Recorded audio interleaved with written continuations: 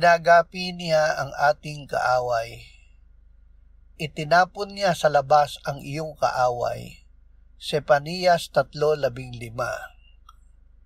Ang Diyos ay nagtagumpay na laban sa ating kaaway. Si Satanas ay wala ng kapangyarihan sa atin tulad ng pagkatapon niya mula sa langit. Winasak na siya at ang kanyang mga gawa ng Panginoong Hesukristo.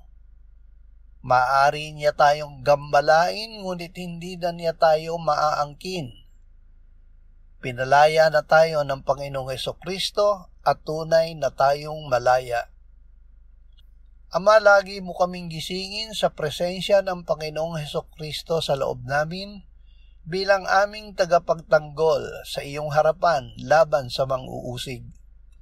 Nakatitiya kami sa tagumpay ng aming tagapagtanggol dahil siya ang matuwid na lubos na nagbayad ng kanyang dugo para sa aming mga kasalanan.